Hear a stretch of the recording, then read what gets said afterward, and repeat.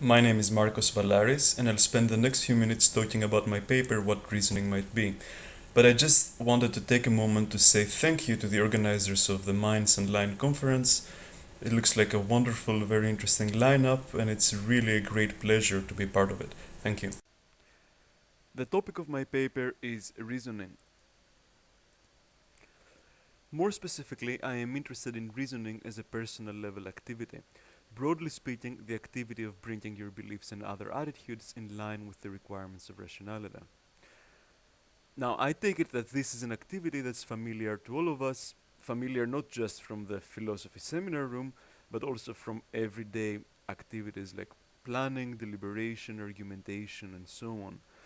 Nevertheless, focusing on just this topic is by itself not entirely uncontroversial.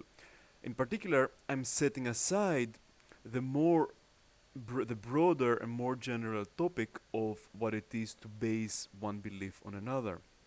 I'm assuming that there are lots of ways in which you can judge and judge for reasons which do not count as reasoning as personal level activity.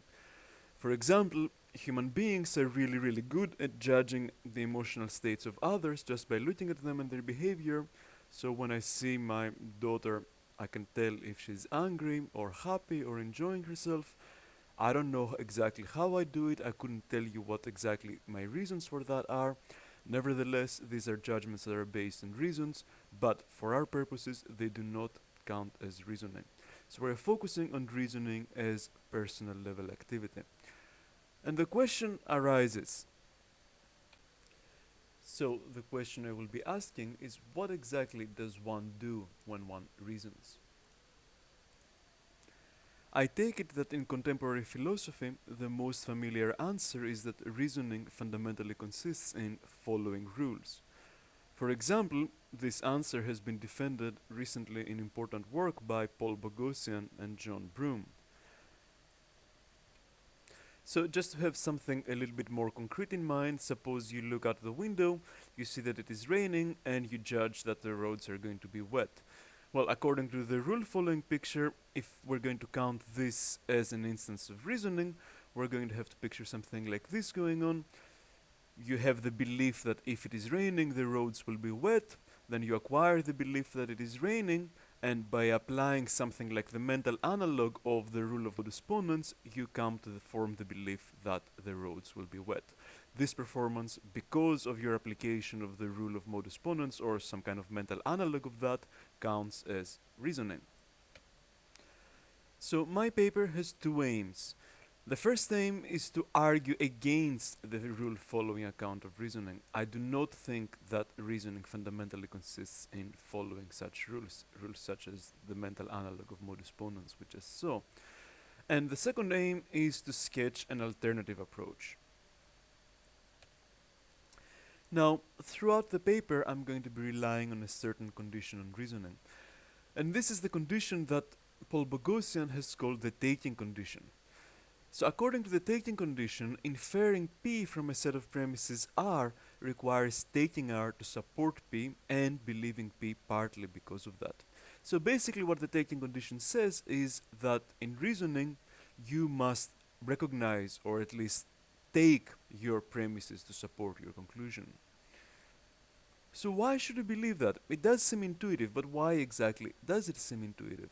Well, I think it seems intuitive because it's a straightforward consequence of the idea that reasoning is a personal level activity. So, what does it mean to take reasoning to be a personal level activity? Well, it means at the very least that it's something that we attribute to the reasoner herself rather than to a mechanism, automatic mechanism inside of her. And at the very least, what we do when we do that, I take it, is that we say that her reasoning reflects her own take on her evidence. And that basically is all that the taking condition says. Now, note that I'm not arguing that the taking condition fully captures the content of the idea that reasoning is a personal level activity. In particular, the taking condition says nothing about intentions or volitions or voluntary or anything like that. So it does not capture any sense in which you might think that reasoning is an intentional action or voluntary. So, all I'm saying is that the taking condition seems like a very plausible, necessary condition on reasoning, rather than a sufficient one. So, this is why I accept the taking condition. But what are its consequences for the theory of reasoning? So, what does it tell us about the nature of reasoning? Well, as I argue in the paper, I think it turns out that the rule following view is incapable of accommodating the taking condition. So, accepting the taking condition implies rejecting the rule following view of reasoning. Now, I'm not going to rehearse this entire argument here, but at the very least, I want to give you a sense for why I think there is a fundamental problem here. So, on the rule following model, reasoning is a formal matter. So it's a matter of manipulating representations in accordance with formal rules. So think about the rule that we discussed earlier, that mental analog of the rule of modus ponens. Well, that's a rule that talks about what combinations of beliefs you are permitted to have. It tells you that if you have certain beliefs of a certain form, you are allowed or required perhaps to have beliefs of a certain other form.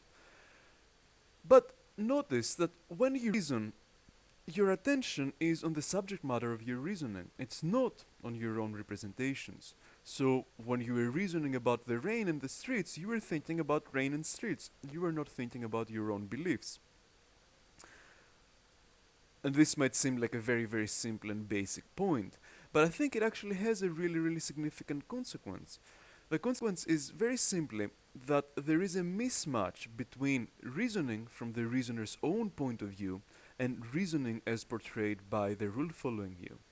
And to the extent that the taking condition is an attempt to characterize reasoning from the first person point of view, from the point of view of the reasoner, then it seems like there's going to be a clash between the taking condition and the rule following view of reasoning.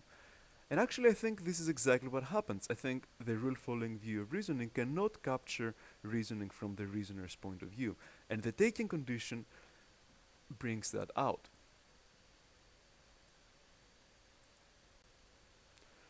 So, in the earlier part of the paper, I argued that the rule following model of reasoning should be rejected because it cannot accommodate the taking condition, or more broadly, because it does not properly characterize reasoning from the reasoner's own point of view. But what is the alternative? So, how should we think of reasoning if we don't think of it as fundamentally a matter of following rules? Well, the alternative that I recommend is linking reasoning with capacities for considering possibilities. So, return to our example. When you look out the window and see the rain falling down, what happens is that certain possibilities that were epistemically open to you, possibilities involving sunshine and so on, are now ruled out. Moreover, you are now in a position to recognize that all those possibilities which remain epistemically open to you are such that the roads are wet. And that constitutes your reasoning to the conclusion that the roads are going to be wet. No need to apply any formal rules, no need to think about your own representations of the rain or the roads or anything like that. Okay, obviously, this is just the barest outline of an approach to reasoning, and I try to say a little bit more in the paper itself. But before I close this brief introduction, I just want to say that even from this bare outline, there are still some important consequences that we can derive about the theory of reasoning.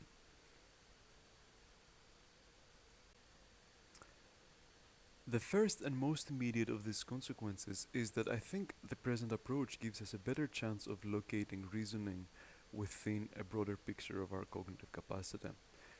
So, on the rule following model, reasoning is based on some kind of unanalyzable and fundamental mental capacity for following rules. On the present approach, rather, reasoning draws upon other cognitive capacities, fundamentally understanding and capacities for considering possibilities. And I think that this is actually probably a better way of thinking of the place of reasoning within our cognitive lives than the one offered by the rule following model.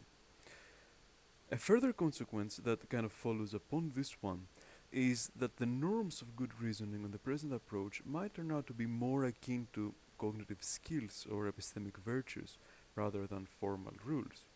And in fact, this is the final consequence that I want to mention, the rules of inference, so-called rules of inference, turn out not to be rules for reasoning with at all.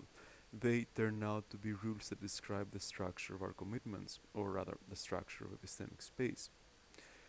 Okay, thank you, and I hope you enjoy reading the paper.